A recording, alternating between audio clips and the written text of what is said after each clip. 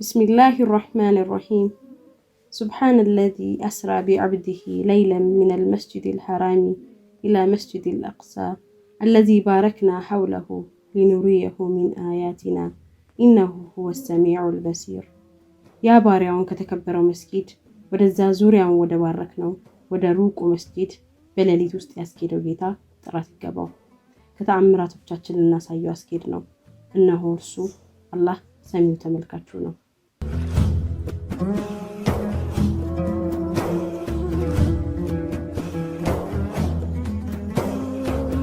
ረሱሉ አለይሂ ሰላቱ ሰላም ነብያቶችን በየሰማያቱ ካገኙና ሰላምታ ከተለዋወጡ በኋላ ወደ ሲድረቱል ሙንተሃ ከፍ ሊሉ ይሰነዳዳሉ።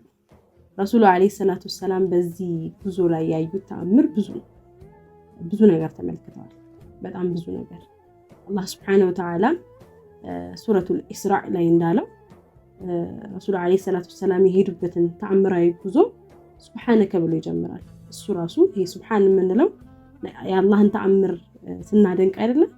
ይሄንን ጉዞ ራሱ ሱብሃነክ ብሎ የሚጀምር አያ አለንና ሁሌ ይገርመኛል።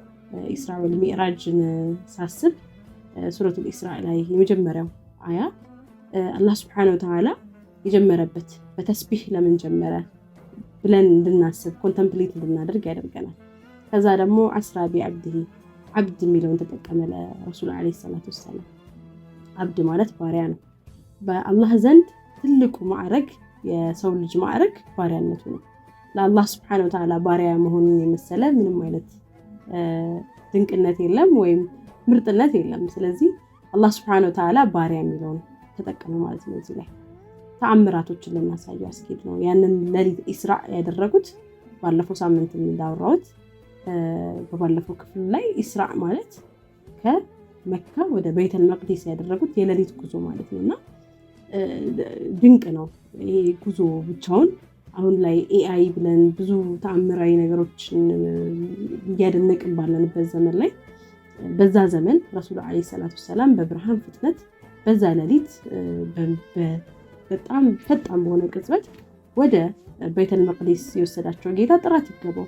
ሁሌም ጥራት ይገባው። ጌታችን ጥራት የሚገባው አምላክ ስለሆነ ማለት ነውና ይህንን ጉዞ ስንመለከት አላህ Subhanahu Wa Ta'ala የጥራት የሚገባው አምላክ እንደሆነ እኛም የፈለገ አሁን ረሱል አለይሂ ሰላቱ ሰላም ይሄንን ተአምር ተሰጥቷቸው ግን የተሰጣቸው እዚህ ቦታ ላይ አላህ እሳቸው መጠቀም ወይም እሳቸው መጥራት የፈለገው ግን አብድ በሚለው ስማቸው ነው ወይም ባሪያ በሚለው ማዕረጋቸው ነውና የአላህ Subhanahu Wa Ta'ala ባሪያ መሆን ከየትኛውም የበለጠ ከየትኛውም የሚልቅ ማዕረግ እንደሆነ የምናየው ነው ማለት ነው። እዚህ ጋር ረሱላህ አለይሂ ሰላቱ ሰላም እንግዲህ ነብያቶችን ሰላምታ ከተለዋወጡ በኋላ ወደ ሲድረቱል ሙንተሃ ከፍ ይላሉ።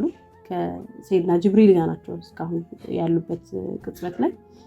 ሲድረቱል ሙንተሃ እንደሚነገረው እንግዲህ ስድስተኛው ሰማይ ቅርንጫፉ ይሄ ስሩ ስድስተኛው ሰማይ ላይ የሚጀምር ነው ያለው ስሩ ማለት ነውና ስድስተኛ ሰማይ ላይ ነው። በጣም ሰፋፊ ቅርንጫፎች ያሉት ናቸው። በጣም ጥሩ መዓዛ ያለው በወርቅ እንትን ያሉ ቢራቢሮች ዙሪያዋን ይበሩ ነበር ይላሉ ረሱል አለይሂ ሰላቱ ሰላም ሲናገሩ። በጣም ሰፋፊ ቅርንጫፍ ያለው በጣም ውብ መዓዛ በጣም ጥሩ ሽታ ያለው ዛፍ ነው ማለት ነው። ሲድረቱል ሙንተሃ ጋር ይደርሳሉ ረሱል አለይሂ ሰላቱ ሰላም። ፈገሺያ አልዋኑን ማአድሪ ማሂ ይላሉ ረሱል አለይሂ ሰላቱ ሰላም። ረሱል አለይሂ ሰላቱ ሰላም ይህንን ዛፍ ሲመለከቱ የተለያዩ ቀለማት ያለው ነበር ይላሉና ከዚህ በፊት አይቼው አላውቅም ይላሉ። ላአድሪ ማሂ ይላሉና ሲድረቱል ሙንተሃ ድንቅ ነው እና የተለያየ ቀለም ሲድረቱል ሙንተሃን ሸፍኖት ነበር ይላሉ ማለት ነው ረሱል አለይሂ ሰላቱ ሰላም። ስለዚህ ሲድረቱል ሙንተሃን ለመግለጽ ያው የተጠቀሙበት ቃላቶች ቢኖሩ እኛ አይተነው ማናውቀው ለማሰብም ይከብድ ትልቅ ተአምር ነው ረሱል አለይሂ ሰላቱ ሰላም ያዩት። ከዛ በኋላ ረሱል አለይሂ ሰላቱ ሰላም ከፍ ሊሉ ምድር ዓለም የትኛውም ፍጡር ከፍ ብሎ የማያውቅበት የትኛውም ነብይ የትኛውም አላህ Subhanahu Wa Ta'ala የፈጠራቸው ፍጡሮች በሙሉ ከሲድረቱል ሙንተሃ ከፍ ብሎ አያውቁምና ረሱል አለይሂ ሰላቱ ሰላም ግን ከሲድረቱል ሙንተሃ ከፍ ብለው አላህ ሱብሓነሁ ወተዓላን የሚገናኙ ወዳጅ የሚገናኝበት ትልቅ ሚቲንግ ይሆናል ማለት ነው። ወደ ላይ ብዙ ነገር ከፍ ይላል። አሁን ሩህ ከፍ ይላል አይደለ? ሰላታችን፣ መልካም ስራችን፣ ዱዓ ወደ ሰማይ ይሄ ወደ አርሽ ከፍ ይላል ተብሎ የሚነገረን ኢባዳዎች ናቸው ወይም ስራዎች ናቸውና ሁሉም ግን ሲድረቱል ሙንተሃ ጋር ሲደርስ ይቆማል። ከሲድረቱል ሙንተሃ በላይ ከፍ አይልም። ረሱል አለይሂ ሰላቱ ሰላም ግን በዛ ጫማቸው በዛ በጣም አመቱን ሙሉ ያዘኑበት ወቅት አመቱን ሙሉ የተረበሹበት የታመሙበት የናፈቁበት አመታቸው ከፍ ብለው አላህ Subhanahu Wa Ta'ala ወዳጃቸውን ተወዳጃቸውን ረሱላህ ሰለላሁ ዐለይሂ ወሰለም እንደሞሳቸው አምላካችን አላህ ደግሞ ለማግኘት ይገናኛሉ ማለት ነው። ረሱል አለይሂ ሰላቱ ሰላም እንግዲህ ከሲድረቱል ሙንተሃ ላይ ከፍ ካሉ በኋላ ያለው ነገር ሚስጥር ነው። ከአላህ Subhanahu Wa Ta'ala ጋር ያደረጉት ንግግር ብዙውን አናውቀው ይላሉ ዑለማዎች። ረሱል አለይሂ ሰላቱ ሰላም ከሲድረቱል ሙንተሃ ከፍ ከማታቸው በፊት አራቱን ወንዞች ሁለቱን የጀነት ወንዝና ሁለቱን የምድር ወንዝ ተመልክተዋል። ረሱል አለይሂ ሰላቱ ሰላም እዛ ቦታ ላይ ሆነው የጀነቱን ወንዝ የምናውቀው ነው። አንደኛው ከውሰር ነው፣ አንደኛው ደግሞ ሰልሰቢል ነው። የዱንያው ደግሞ የኢፍራጥስና የአባይ የኒል ወንዞችን ተመልክተዋል ይባላልና በጣም የሚገርመው የዓለም ስልጣኔ የጀመረው በእነዚህ በኢፍራጥስና በአባይ ወንዞች እንደሆኑ እንመለከታለን። ታሪክን ስንመለከት ስልጣኔዎቻችን በሙሉ ከዛ እንደጀመሩ እናያለን ማለት ነው። ረሱሉ አለይሂ ሰላቱ ሰላም ሌላው የተመለከቱት ሲድረቱል ሙንተሃ ላይ ሆነው ጅብሪልን ሰይድና ጅብሪልን በዛቱ ለሁለተኛ ጊዜ የተመለከቱት እዛ ቦታ ላይ ነበር። መጀመሪያ ላይ ወህይ ሲወርድላቸው እዛ የሂራ ዋሻ ውስጥ ሆነው ተመልክተውት ነበረ በዛቱና 600 ክንፎቹን ዘርግቶ እዛ ሰማይ ላይ ተመለከቱት ማለት ነው ጅብሪል። ስለዚህ ረሱል አለይሂ ሰላቱ ሰላም ሲድረቱል ሙንተሃ ላይ ሆነው እነዚህ ነገሮች ተመልክተዋል ማለት ነው። ከዛ በኋላ ወደ አላህ የሚሄዱበት ጉዞ ይኖራል። ሱረቱን ነጅም ላይ እንግዲህ ሲድረቱል ሙንተሃ ላይ ረሱል አለይሂ ሰላቱ ሰላም የተመለከቱት ወይም ይሄ ሲድረቱል ሙንተሃ ላይ የከበበውን አይቼው አላቅም ብለው ይሄ የሸፈነውን ሲድረቱል ሙንተሃ ዛፉን የሸፈነውን እነዛ ወርቃማ ቢራቢሮችን ምናምን አላህ Subhanahu Wa Ta'ala ሱረቱን ነጅም ላይ ይገልጸዋል። ማዛገል በሰሩ ወማ ጠጋ አይኑ ካየው አልተዘነበለም ወሰንንም አላለፈም ይላል አላህ Subhanahu Wa Ta'ala። ረሱሉ አለይሂ ሰላቱ ሰላም የተመለከቱትን አላህ Subhanahu Wa Ta'ala ራሱ ነው የሚመሰክርላቸውና እንደዛ ይላቸዋል ማለት ነው። ከዛ በኋላ ያው እንግዲህ ጅብሪልን ይመለከቱታል እንዳልነው ሲድረቱል ሙንተሃ ላይ የተመለከቱት ጅብሪልን በዛቱ መመልከታቸው እነዛ አራቱን ወንዞች መመልከታቸው ብዙ ተአምራቶችን እንደመመልከታቸው ግን ይሄ አላህ Subhanahu Wa Ta'ala ሱረቱን ነጅም ላይ ቀጥሎ የሚጠቅሰው አያ አለ። ለቀድ ረአ ሚን አያቲ ረቢሂል ኩብራ ከጌታው ተአምራቶች በእርግጥም ታላላቆችን አየ ይላል አላህ Subhanahu Wa Ta'ala።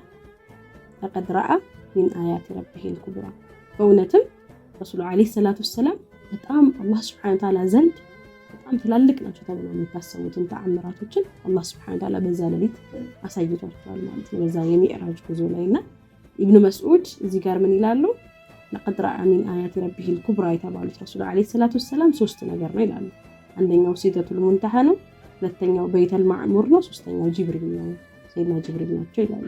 ሶስቱም ነው የሚል ገለጻ እናገኛለን ማለት ነውና ረሱል አለይሂ ሰላቱ ሰላም በእርግጥም ከተአምራቶች ሁሉ የላቁትን እነዚህ ሶስቱን ተአምራቶች ይሄ ለቀድ ረአ ሚን አያቲ ረቢሂል ኩብራ የተባሉት ከተአምራቶችን ከጌታቸውም ተአምር በእርግጥም ታላላቆቹ ረሱል አለይሂ ሰላቱ ሰላም እንደተመለከቱ እርግጥ የምንሆንበት እነዚህ ሶስቱን ነገሮችን መመልከታቸው ነው ማለት ነው።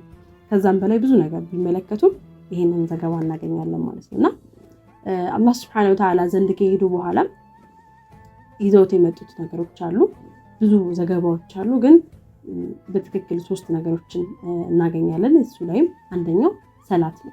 50 አውቃት ሰላት የነበረው ሰላት ታውቁታላችሁ ታሪኩን። ያው ወደ ነብዩላህ ሙሳ እየተመላለሱ ፕሊድ እያደረጉ አላህ Subhanahu Wa Ta'ala ዘንድ ጌታዬ ሆይ ይሄ ህዝቦች አይችሉትም፣ በቀን 50 ሰላት አውቃት ሰላት አይችሉትም የሚለውን እየተመላለሱ ነብዩላህ ሙሳ ናቸው እንደዛ ያሏቸውና እየተመላለሱ አላህ ዘንድ ለኛ ሲሉ ለህዝባቸው ሲሉ ፋይናሊ 5 አውቃት ሰላት የተሰጠበት ይሄ የሙእሚን መገለጫ የሆነው አላህ Subhanahu Wa Ta'ala አብድ መሆናችን ባሪያ መሆናችን በጣም እርግጠኛ የምንሆንበት ወደ አላህ የምንተናነስበት የሆነውን ትልቁን ኢባዳ በዚህ ጉዞ ነው የተገኘው ማለት ነው። ሰላት የተሰጠን ጊፍት የተሰጠን በዚህኛው ጉዞ ነው እና የሰላትን ትርጉም ራሱ በዚህ እናያለን ማለት ሰላት ምን ያክል ከፍ ያለ ነገር ቢሆን ነው አላህ Subhanahu Wa Ta'ala እሱ ዘንድ ጠርቷቸው እሱ ዘንድ ይሄን ነገር የሰጣቸው በወህይ ማድረግ ይችል ነበር ልክ ሌላ ጊዜ ምን እንደሚያደርገው ይሄን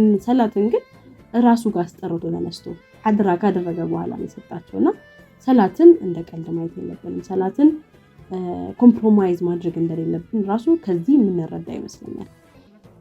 ሌላኛው የሱረቱል በቀራ የመጨረሻ አያዎች እነሱ ተሰጥቶናል። ሶስተኛው ደግሞ ኡመቶቻቸው ወይም እኛ ሽርክን ሳያሻርጉ አላህን Subhanahu Wa Ta'ala ሳያሻርጉ እስከ መልአኺር ማለት እስከሚሞቱበት ድረስ ከቆዩ ጀነት እንደሚወፍቃቸው ቃል ኪዳን ይገባላቸው ነገር ደግሞ አላህ ሰጥቷቸው ቃል ኪዳን ሰጥቷቸዋል ማለት ነው። ለኛ ሲሉ አላህ ረሱል አለይሂ ሰላቱ ሰላም እዛም ሄደው የሚያስቡት ስለኛ ነው። እዛም ሄደው ኡመቶቼ ምንድነው የሚሆኑት ህዝቦቼ ምንድነው የሚሆኑት ሚለው ስለሚያስጨንቃቸው እሱን ተመላልሰዋል። አላህ ዘንድ አጎንብሰው ጠይቀውልናል ማለት ነው ለኛና ረሱል አለይሂ ሰላቱ ሰላም ለኛ ምህረት እኛን ጀነት እንድንወፈቅ እኛ መልካም ነገሮች ሁሉ እንድናገኝ እሳቸው አልበሺር ናቸውና መልካም ዜና አብሳሪ ነብይ ናቸውና ለኛ ሲሉ ብዙ ነገሮችን አድርገዋልና ይሄ ጉዞ ረሱል አለይሂ ሰላቱ ሰላም ከአላህ ጋር የነበራቸው ሊቃ ራሱ የሚያሳየን ምን ያክል እንደሚወዱ ምን ያክል ለኡመታቸው እንደሚሰፈሰቡ እዚህ ጋር ራሱ የምንመለከተው ማለት ነውና ረሱል አለይሂ ሰላቱ ሰላም በዚህ ጉዞ ብዙ ነገር ተመልክተዋል።